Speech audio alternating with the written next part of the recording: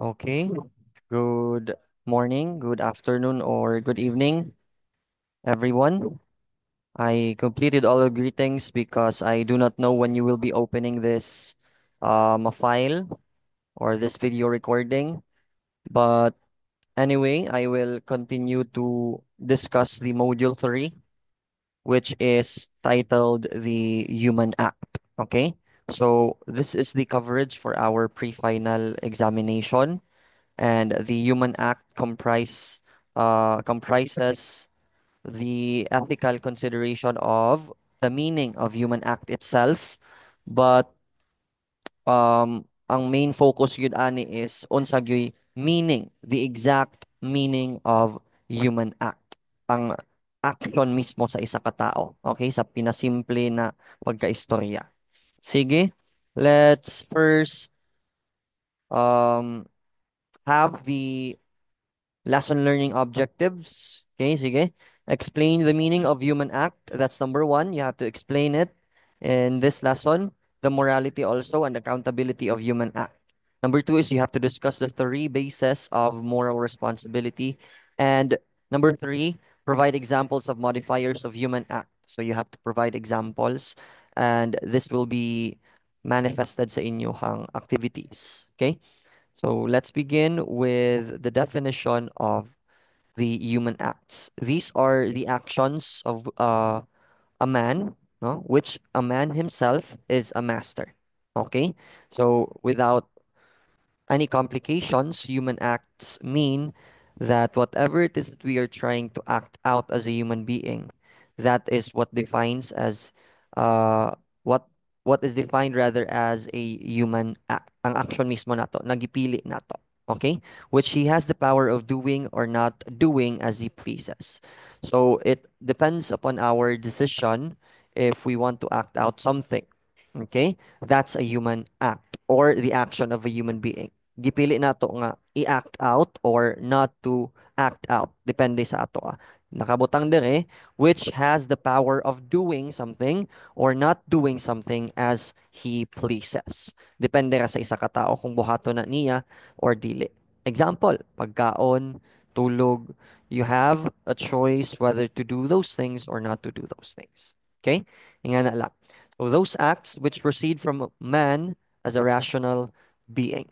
So, gikan to sa atong decision, formulated from our rational thinking, uh, identity, and from our rational beings as well. So, being a rational person, you have to think through what you are going to act out in the society. No, nga ipakita ni mga action, you have to always think if okay ba ni siya. And one way of doing that is, of course, to see if the consequences are good or bad. So, makakonsider kita if good ang isa ka action, if the consequences um, are good also. Okay? So, of course, guided gihapon ta sa moral standards, but the main point here is that ang human action gikan gyud sa desisyon ng isa ka tawo. Wala na pugos, wala dili automatic but gidesisyonan. Okay? For example, observing prescribed diet, tutoring the slow learners, and preparing for board exams. Okay? All of these examples require a man to decide, no?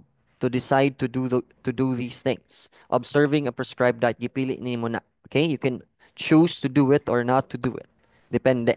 Okay? Tutoring the slow learners and preparing for board exams. So these things do not happen by accident, no? These things happen by choice. Okay? Gipili nato ning nga desisyonan. So, if you want to observe your prescribed diet, no, as prescribed by the nutritionist or by your doctor, so go ahead. Gipili na nimo nga desisyon. Tutoring the slow learners, no, magtudlo. For example, this one, I chose to do this because it's one of the examples of the human acts. And preparing for board exams, kana mag-study ka, or in this case, preparing for pre-final exams or examination. Okay? So, gipili na nimo nga desisyonan. It does not happen by any haphazard event, no, but according to human being's choice. Okay? So that's what we call human act. Pag mo lang ginakita human act, again, voluntary. Okay? Gikan gyud sa imong kaugalingon decision. Okay? Sige. Let's move forward. Basta kayang human acts ha, voluntary. Again, voluntary. Kipili ni mga desisyonan. Now, we need to talk about this opposing concept, which is the acts of man. Okay? Ang acts of man, antithetical siya sa earlier concept because this one is completely involuntary, or these actions are completely involuntary. Breathing, blinking of the eyes, dilation of the pupil of the eye, perspiring or paghuyas. No, we cannot control those things, and it just happened by the reaction, no, coming from our or of our body. Okay, breathing. No, you don't always control that unless if you chose to regulate your breathing, pwede. Pero pag dili gani nato siya i-regulate, um, pwede na siya mahitabo kada adlaw. Okay? As long as you're alive, you're breathing. As long as you're breathing, you're still alive. Okay. Blinking of the eyes, isod sa magpili. Magpili di ay ikaw nga mo blink every second. Magblink na sab ko. Blink na sab ko. So it sounds very hassle. Di ba? So those actions or those acts of man are involuntary. Okay? Dilation of the pupil of the eye, kanang mo dilate imong pupil pag scientifically speaking ang ato daw pupil or kanang atong itom sa atong mata gyud pinaka center sa atong mata mubukad daw na siya mubukya daw na siya pag makakita ta na something or someone that we actually desire or something that we or someone that we really love mamudako daw na siya. I don't know. Basta kay pag makita ka kuno ng someone that you desire, muda ko imong pupil of the eye. Perspiring, it's a reaction, of course, coming from your choice nga magpahuyas ka, but sometimes kung mapasuan na kita, di ba, mag-react na to body, no? To regulate the temperature sa atong body, to control the temperature, mag-automatic na siya. So these things are the examples of acts of man. Okay? Sige. Pag acts of man, involuntary. Okay? Pag human acts, no? Voluntary. You chose to do these things. Okay? That's why it's called human act. Human meaning ako mismo nag-decide. Ang acts of man, automatic na action lang, involuntary siya. Okay? Sige. So what makes a human act moral? So of all these actions na atong gipanghimo on a day-to-day basis, unsa may kuno makapamoralize sa actions? Okay? What makes a human act moral? So there are three things nga kailangan nato i-consider. Okay? There are three things na kailangan nato i-consider. Ang object, ang end or purpose, and then the last one is the circumstance. Okay? So the object, later on ma-explain ni sila tolo. Okay? Tapos na kao? Grabe ka dali. Sige. So the object is, before we define each one of them, okay? Nganong kailangan man memorialize ang kada action because that's the ideal one na kailangan nato sa society nato, 'di ba? Nanay kadali ka. Tarong na ako nakuha yung. Okay na, sige. So a thing to be good must be wholly so. Dapat daw holistic. It is not vitiated by any defect. Meaning to say, ang isa ka action, walay dapat depekto. Okay? Just like when you're buying a new gadget, no?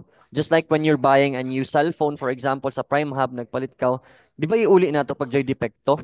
Di ba? So same is true sa ato ang action. A thing to be good must wholly be so. Must holistically be good. What do we mean by holistic? Buo dapat. Walay dapat depekto, walay mancha, walang bahid ng anong kasamaan sa ating mga actions. Okay? So, it is not vitiated by any defect. Meaning to say, walang butas na mahahanap dyan sa action natin. Okay? So, let's define each one of them. Ang tulo ka consideration sa pag-moralize, meaning to say, how do we make our actions moral? Okay? How do we make our actions ethical? So, number one is object. Object is the thing done, okay? Ang action mismo, nagkaon, nag-tutor, nag-diet, basta kay human act siya. Okay? That's what we mean by object. It is the thing done. End or purpose, this is your intention in doing the object. Okay? Circumstance is the context. Do not overthink the context. Okay? The context only answers where, when. Kung hae, nahitabo ang action, para kanin man ang action. Okay? Mao lang na kasi ingana lang kasimple ang context, okay? Or ang circumstance. Just like sa story, no? Kailangan siya ng setting. Hama na hitabo. Same is true with the circumstance. Ingana lang, okay? So kaning tulo ka buok, number one is object, ang action mismo. Okay? For example, studying, that's the object. The end or purpose, that's the intention. Okay? Why are you studying in the first place? You might identify that. Okay? Circumstance. Asa man ang context sa pag-study. Asa man ka nag-study, for example. 'Di ba? So, that's why this is, or these are the three consideration kay pag naikulang na isa sa ila, for example, si circumstance, na ay mancha, for example, nag-study ka sa, let's say, sa inyong dining table while nangaon ka mo. It's not the appropriate time to study, is it? 'Di ba? What if si end or purpose ang palyado? Okay? You are, for example, studying. You're studying, ang object nimo is studying, 'di ba? Hopefully nag-follow gyapon mo. Ang imong object or the thing done is studying. That's a good action. Okay? Ang end or purpose nimo is palyado. Okay? Nganong palyado man? Because you're only studying to impress your friends. You're not actually studying to learn. There's a difference. 'Di ba? So, palyado gani ang end or purpose, na gani defect, na gani depekto, ang tanan action nimo, which is studying, is therefore not holistic. Okay? Dili siya ethical, dili siya moral, because naaman siya bahid ng kasamaan. Okay? So pag naagani siya defect, just like what I said, no? Pag magpalit ka ng cellphone sa Prime Hub, oh, pag magpalit ka ng cellphone sa Prime Hub tapos J depekto, iuli ka dyan nato. So ideally speaking, if our actions have any kinds of defects, dapat sab daw dili nato i-dajon. Okay? So these are the three bases of moralizing our actions. Okay? Because we can commit many actions. Question is, moral ba to sila? Moral ba to sila? Okay? So, sige, continue. Hopefully, nasabtan ninyo. Should we be held accountable for our moral acts? So let's ask deeper questions here, 'di ba? Should we be held accountable? Accountable ba daw ta sa atong gipangbuhat? The common answer here is yes, 'di ba? And the obvious answer here is yes. Kay imo mo diyang binuhatan. So dapat responsable sab ka sa consequences. Okay? Remember the concept of freedom, 'di ba? Na you are free to do anything you want to do in this life, but you are not free to escape the consequences of our actions. Okay? So, sa kada act nato, whether it is good or bad, please do not blame others for the results of your actions. Okay? Should we be held accountable for our moral acts? Ikaw dapat ang moatubang. You must take full responsibility and accountability for your moral acts or for your actions. Basically, any action. Okay? Ikaw dapat doon mga tubang. Kung saan ka man ngayon, ginusto mo yan. Okay? Sige. So yes ang answer kung accountable ba kita sa ato action. Of course, our basis of morality is this. Ang basis ng isa ka moral accountability ato sa ning basahon, okay? When I perform a free act, one which I am able to do or not to do as I choose, the act is evidently imputable to me. Dili sa imo katrabaho, dili sa imo classmate, dili sa imo pamilya. If the actions you committed is blameworthy, oh, if the thing is blameworthy, the blame belongs to me. If it is praiseworthy, I am entitled to the praise. 'Di ba? Every human act, therefore, since it is a free act, is imputable to him who performs it. Okay? This is not something that should be blamed. Someone is acting something, and the result of that action is bad. You are not allowed to blame other people. Okay? Because if the actions are good, ayaw ko ingna nga praiseworthy ka. Yes, you are. But in some cases, ang iban manggod, pag ang ila action, mag-ripple effect gani sa ibang tao, meaning to say, madamay ang ibang tao. If things went wrong, mambasol la dyan. Okay? The blame belongs to me if it is blameworthy. Okay? So if it is praiseworthy, I am entitled to the praise. Ingana lang kasimple. Okay? That's according to Father Coppens, 2017. Okay? Sige. Sige. So there are three bases. Okay? Three bases for moral accountability. Number one is knowledge. Freedom, number two. Number three is voluntariness. Nganong makonsider man ka nga accountable? Nganong makonsider man ka nga responsible sa imong actions? Because you know in the first place what you're doing. You have the knowledge. First bullet, you have the knowledge why you are doing it. Freedom. It's coming from your free will. It's coming from your choice. Gipili na nimo. Wala ka pugsa sa imong friend, sa imong family, no? There may be instances nga napugos ka but still ang desisyon magpabilin nga sa imo gihapon. Okay? If it's coming from your freedom, you're responsible to it. And if you are acting an action voluntarily, intentional ba siya or negligent, ikaw gihapon ang accountable ana.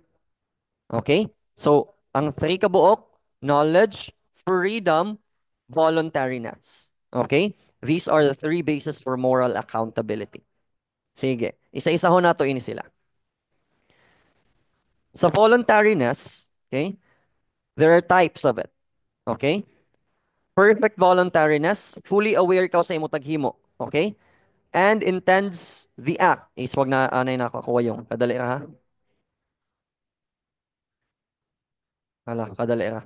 Sige, jaon. So, number one is perfect voluntariness. Okay? You are fully aware and you intend the act. You intended the act. Imo gud tagtujo kay ikaw man ang perfect na example sa naghimo ato na action. Walay lain nga ma-blame, of course. Example, a politician knowingly engages in graft and corruption. So if you are fully aware of something that you are acting, it is a perfect voluntariness. Okay? Nguya bitaw. B. Imperfect voluntariness. Acts without full awareness or full intention. Dili na ka fully aware. Kaya nga naman, imperfect na gani. Okay? Acts without full awareness or full intention. So basic example would be a drunken person irrationally jumps from a 10-story building. So nga nung dili man siya responsible atong action because influenced by liquor only. Hubog siya and you are not you when you're drunk. Okay?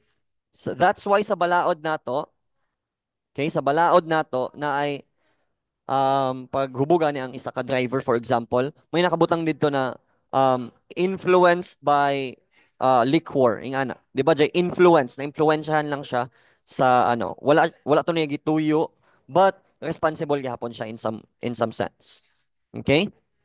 So imperfect siya. Dili siya perfect kay pag perfect ang knowledge nimo presko, ang knowledge nimo ang imong thinking is perfect. You volunteered perfectly. But sa imperfect voluntariness, you act without full awareness. Without full awareness, paghubugan ikaw, di ba, di na ako kadumdum usahay pag um, kung diin ka mo gabi sino nagatod sa imo gabi, tag-unin yung pag-uli gabi Di ba, there are instances that happen. Now, dili kong full intention dyan. Okay? So, that's why it is what we call imperfect voluntariness. Next, conditional voluntariness. Kani mo'y napugos na. Okay? Napugos na kaani nga part. And it is called conditional. May condition gihapon. Forced by circumstances beyond control. Okay? Example, a student forced by parents to enroll in an undesired course. Dahil nga ni, common ini sa mga college students, no? Nganong nag-education man ka, nganong nag-BSBA man ka, mao mong gusto ni mama or papa, sir. So that's an example of conditional voluntariness. Ni volunteer ka to do the action, but with a condition. Okay? That's why dili siya kung genuine.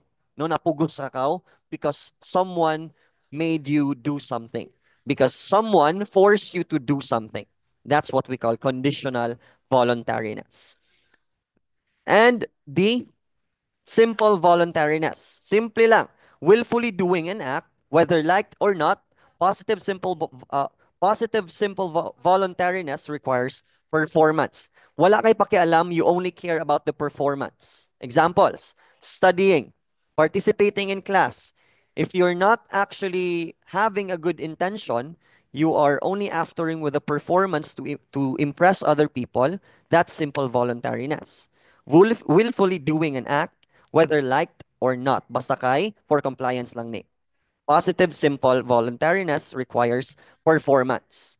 Okay? You don't care about uh the unsa pa ni? You don't care about whether you like the thing or the action in the first place or not, pero ni participate gihapon ka. You only care about the performance of something. Material na noon. Studying, participating in class, kasama ka ako, ano guys, ako, mga kaiban, oh. So that was conditional voluntariness. Studying, participating in class, engaging in sports. Okay? So performance issues, di gani mga problema, way mo pakialam kung you like the action or not in the first place. Basta kay you only care about the performance. And in most cases, just to impress others, of course. Anyway, modifiers of human acts. Why do we modify a simple human act or ang desisyon ng isa ka tao, ang isa ka action ng tao na tagpili ni dyan na desisyonan? Okay? Modifiers of human act. Number one is ignorance. Ignorance is simply the absence of knowledge. Okay? The absence of knowledge is ignorance. And number two is passion. And sa types of ignorance class na klase-klase. Vincible, invincible, affected, supine, or gross. Passion. Positive, negative emotions. So passion di ideal ira all the way positive. Na ay negative emotions. Passion gihapon na siya, just a negative passion. Fear. Disturbance of the mind, danger or harm to oneself or loved ones. So this is the disturbance na imong ma-feel sa imong mind sa imong mind pag maka-feel ka ng danger or harm na no, that's what we can consider as fear. Number four is violence. This is the physical force against one's will. Pag gi-force ka to do something sanan against ini sa imong will. If you're wanting to study and you are forced not to study and apply ang physical force, then that's an example of violence. Okay? Let's continue. Aton silang tapuson. This, I guess, is the last topic, no? The modifiers of a human act. Sa ato pre-final. So ignorance is the absence of knowledge. We have types of ignorance: the vincible, invincible, affected, supine, or gross. Let's begin with the invincible. This one, wala yun ka kabalo. Balik ko na ako sa invincible, meaning to say, wala madutlan. Kay dili madutlan. Dili madutlan imong ignorance. You are being fully ignorant about something. Okay? That's why you modify your human act based on number one, because some things that we act out in the society, we are not fully aware. No? Dili kita gyud fully aware. That's why ignorant ang tawag sa ato. Okay? Kung na absence of knowledge. So, number two is vincible ignorance. Ang vincible ignorance, you are pretending to be ignorant. In other words, you should know something, but you intended not to know something. Example, nag-study, dyan umaabot na exam. Niingon ka sa teacher nga, wala manggod ko magtuon, sir. That's an example of a vincible. Nadutlan imong ignorance, ana. It's not completely bulletproof. No? Kay, nadutlan man siya. Kaya nga naman, ang pasabot sa nadutlan is, you are pretending only to be ignorant. Because in the first place, you are oriented, you are aware, nga dapat mag-study gyud kay enrolled gyud ka, di ba? So dapat kabalo ka. Dapat there's no excuse in doing something, and when you are pretending to be ignorant, you are showing your vincible ignorance. Vincible kay madutlan man siya. Okay? Ang invincible, wala gyud. Like no knowledge gyud. That's why it is called the absence of knowledge. Okay? Um Number three is affected ignorance. Okay? Affected ignorance avoids enlightenment. Ay, wala to hatag ng example sa number one. Sa invincible ignorance, you're not being fully aware, di ba? For example, um you are hunting sa jungle, di ba? You're hunting sa jungle like sa kalibunan yun. Naghunt ka ng, for example, naghunt ka ng namaki ka mo, for example, no? Namana ka mo ng baki. Tapos you are using this very sharp arrow, no? And then accidentally hit someone without knowing na naadi ay tao dito. And that jungle is wala gyud ni bisita diha and kamo lang ang as far as you know, kamo lang ang bisita diha. Okay? So you do not assume nga mag-take ko ng full responsibility because you are being fully ignorant. You do not know, you're not oriented in the first place that there's a person possibly present there sa inyong occasion. But accidental lang siya, no? Wala ka makabalo. So you're not fully accountable with it. In some lawful in some lawful considerations and discourse, no, na ay matawag nga um ano pa dyan? Tawag sa balaod. Nakalimot ako sa exact term. Dyan, consideration ba? Or reconsideration? Or exception sa law? Basta kay maka-explain ka, no? Maka-explain ka sa a courtroom. That's what we can take into consideration pag ma-filter na nimo ang imo actions, pag ma-modify na nimo imo actions. Okay? So, take note lang, pag invincible, dili gyud ka fully aware. You're being fully ignorant. Complete absence of knowledge. Vincible, you are pretending only to be ignorant because oriented na ka, but you chose still to pretend. You chose still to be pretentious. Okay? So that's why vincible. Nadut lang mo pagka-ignorant ana. Affected ignorance avoids enlightenment in order to sin more freely. So kani, nakasala na ka, you're doing something bad, and you avoid enlightenment. If some in some situation, if in some situations you are trying to solve a problem, no, and you avoid enlightenment, then your ignorance is affected, and you sin more freely.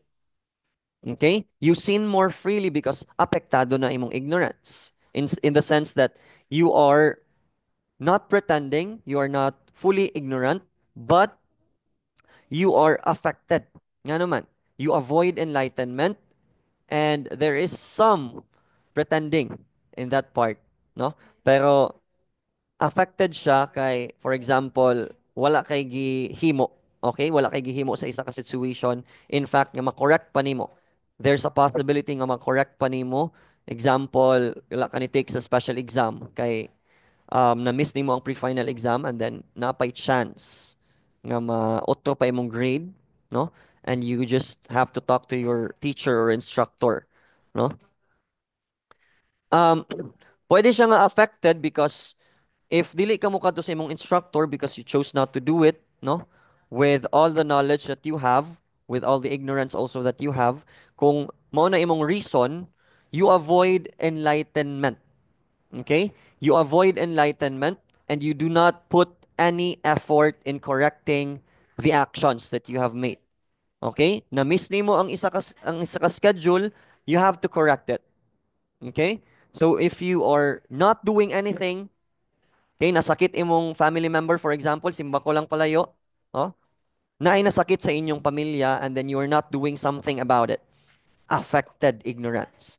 And nagpretend ra ka nga walay nahitabo, murag walay ka nahitabo ba? Affected ignorance na. Okay?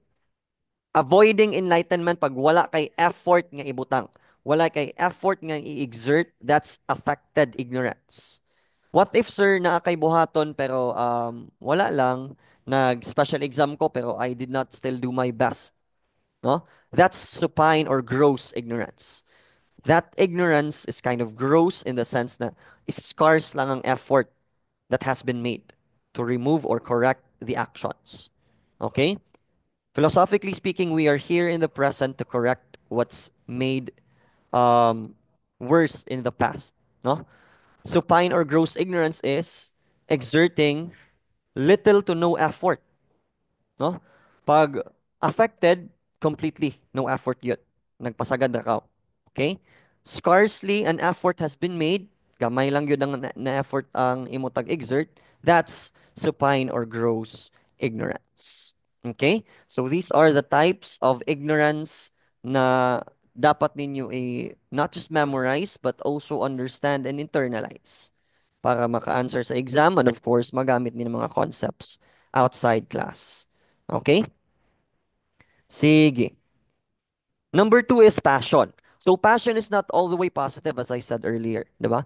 Pwede sabihin siya negative emotions. Okay? Negative emotions and positive emotions mo na passion. Okay? Three is fear. This is the disturbance of the mind, danger or harm to oneself of loved ones. Pag makabati ka ng makabati or makafeel ka ng disturbance, makafeel ka na messy na kaayo imong mind due to danger or harm, no? That's fear. You're fearful of something, no? So acts done with fear is voluntary. Okay? Mas kinahadlok ka, you can still choose to do something or not. But acts done because of intense, take note, actions done because of intense or uncontrollable fear or panic are involuntary. Okay? Uncontrollable na siya pag intense na gyud ang fear nimo pag nahadlok na ka or for example, John, nakuratan ka o nahapak nimo o nagpakurat sa imo, no? That's an example of uncontrollable circumstance nga naka-produce ng unnecessary action no? Na hampak na noon mo. 'Di ba? Uncontrollable fear, panic, okay? Yan kasabot ko na ay kamo singod kay uncontrollable naman siya. That's why your actions are involuntary. Okay? Number four is violence. Physical force against one's will. Violent ang tao na mamugos, especially pag mugamit ng physical force. Okay?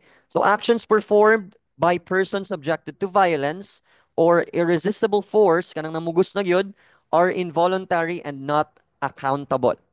Actions performed by persons subjected to violence or irresistible force are involuntary. Involuntary siya because irresistible force man ang cause ana. Okay? And not accountable. Dili ka accountable. Okay? So that's what we mean by the modifiers of the human act.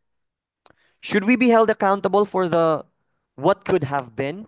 How about katong mga butang sir nga dapat gihimo nato, gihimo nato pero wala nagpasagad lang ta. So this answers the questions um what could have happened, no?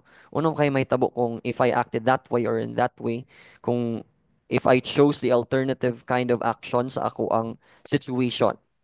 So dagantag mga what ifs, no? And if we chose not to do the right thing, number one, it is a moral crime. Not only it is a moral crime, it is also a sin of omission.